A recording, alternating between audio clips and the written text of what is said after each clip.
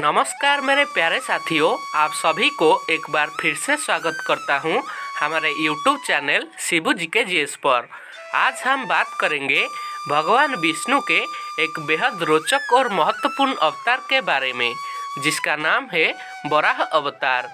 यह अवतार ना ही केवल भगवान विष्णु की महिमा को दर्शाती है, बल्कि प्राचीन कथाओं के माध्यम से हमें यह भी सिखाती है कि जब भी धरती पर अत्याचार बढ़ता है तो भगवान अपनी शक्तियों का उपयोग करके उसे बचाने के लिए जरूर आते हैं। इस अवतार में भगवान विष्णु ने वराह का रूप लिया और धरती को राक्षस हिरण्याक्ष से बचाया।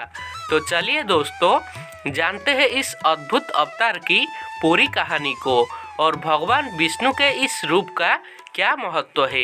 अगर आप पहली बार इस चैनल को विजिट कर रहे हैं तो कृपया इस वीडियो को एक लाइक करके चैनल को सब्सक्राइब जरूर कर दें। तो आइए मेरे प्यारे दोस्तों, आज की इस कहानी को शुरू करते हैं।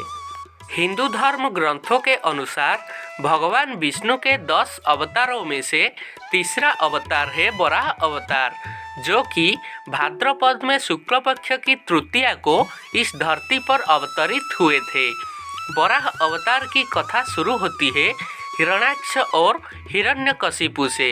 जब इन्होंने माता दिति के गर्भ से जुड़वा रूप से जन्म लिया तो पृथ्वी कांप उठी।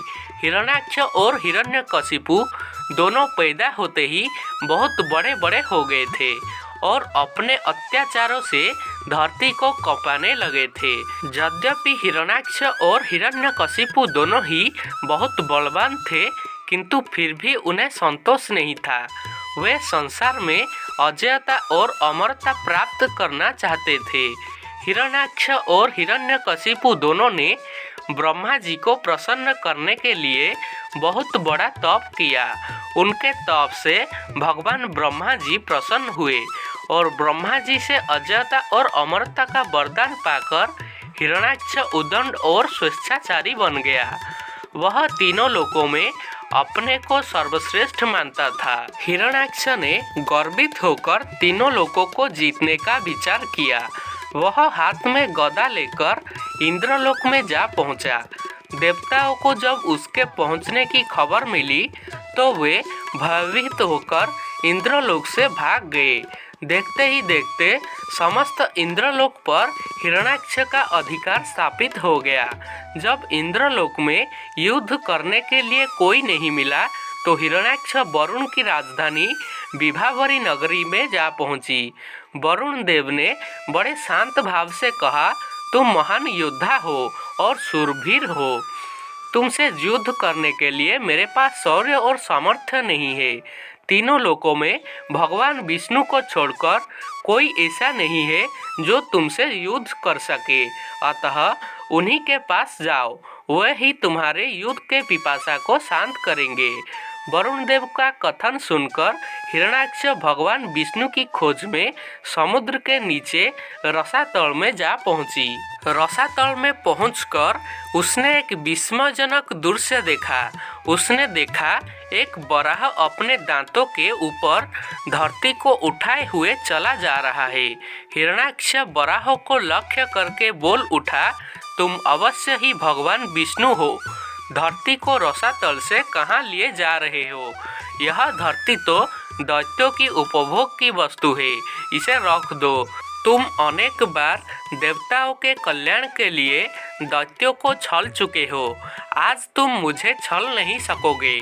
फिर भी भगवान विष्णु के मन में कोई भी क्रोध पैदा नहीं हुआ। वे वराह के रूप में अपने दांतों पर धरती को लिए हुए आगे बढ़ते रहे। हिरण्याक्ष भगवान वराह रूपी विष्णु के पीछे लग गया।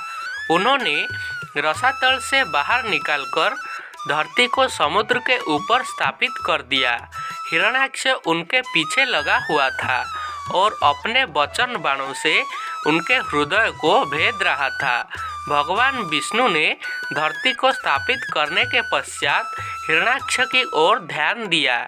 उन्होंने हिरण्याक्ष की ओर देखते हुए कहा, तुम तो बड़े बलवान हो, बलवान लोग कहते नहीं करके दिखाती है, तुम तो केवल प्रलाप कर रहे हो। मैं तुम्हारे सामने खड़ा हूँ, तुम क्यों नहीं मुझ पर आक्रमण करते? आगे बढ़ो, मुझ पर आक्रमण करो। यह सुनकर हिरण्याक्ष की रगों में बिजली दौड़ गई। वह हाथों में गदा लेकर भगवान विष्णु पर टूट पड़ा। भगवान के हाथों में कोई अस्त्र शस्त्र नहीं था। उन्होंने दूसरे ही क्षण हिरण्याक्ष के हाथ से गदा छीनकर दूर फेंक दी। हिरण्याक्ष क्रोध से उन्मत्त हो उठा। वह हाथ में त्रिशूल लेकर भगवान विष्णु की ओर झपटा। तब भगवान विष्णु ने शीघ्र ही सुदर्शन का आह्वान किया। फिर सुदर्शन चक्र उनके हाथों में आ गया। उन्होंने अपने चक्र से हिरण्याक्ष के टुकड़े टुकड़े कर दिए। भगवान विष्णु के हाथ मारे जाने के कारण हिरण्याक्ष को वैकुंठ लोक में स्थान मिला। तो दोस्तों, अगर आपको इस वीडियो अच्छा लगा है तो इस वीडियो को एक लाइक करके चैनल को सब्सक्राइब जरूर कर देना। और आपको कैसा वीडियो चाहिए कमेंट बॉक्स में कमेंट करके हमें ज़रूर बताएं। वीडियो को अंत तक देखने के लिए आपको धन्यवाद।